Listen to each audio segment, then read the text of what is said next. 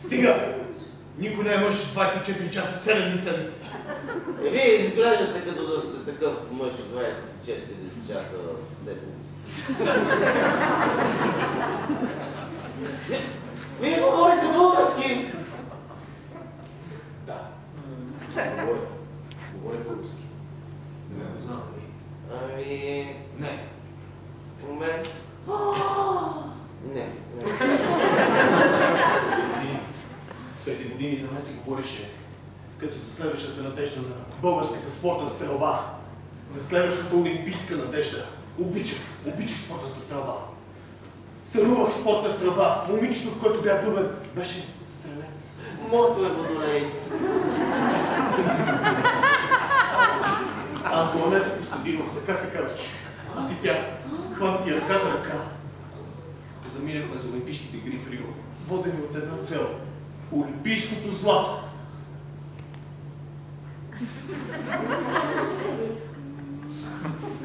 Помня вечерта след квалификацията. Антуанета спеше своят ангелски сън на гради. Обаче аз не можех да затворя очи. Бях стрелял десетка, след десетка. Обаче имаше още един друг състезател.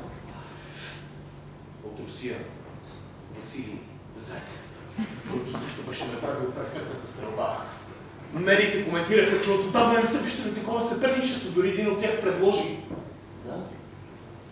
На другия ден на състезанието да сме си били разделили златния медал. Не. Да. Трябваше да направя нещо за това. Сетих си, че преди години бях гледал един документален филм за амазонките и как те, за да бъдат по-добри стрелци, сами режили едната си гърда.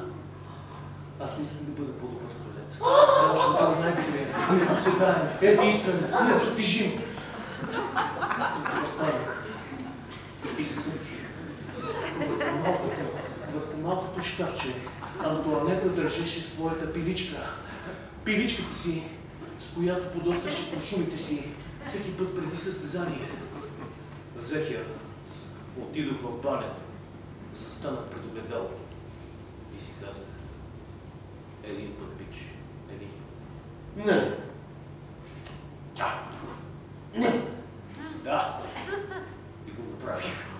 Само така може да гледам винаги в една посока, без никакво колебание, без никакво съмнение. Саморазрушението е равно на самовъзвисяването.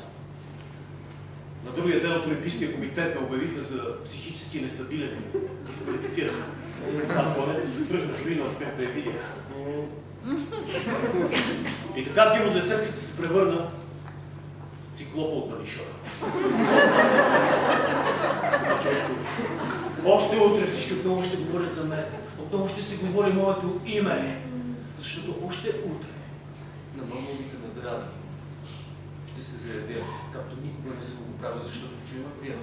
Не е важно да си мъж 7 дни седмиците. Важно веднъж само в живота си да се изправиш срещу страха, да го погледнеш с окото и да си кажеш: аз съм пич.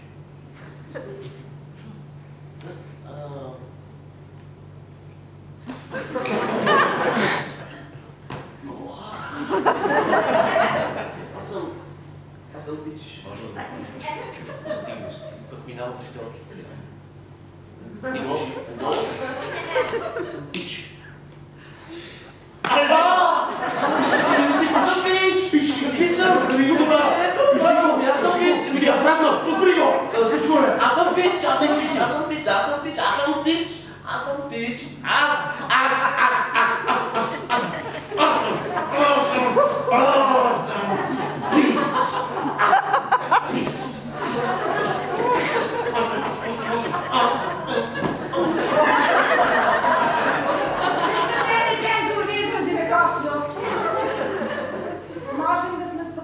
сватбата всичко съм уредила.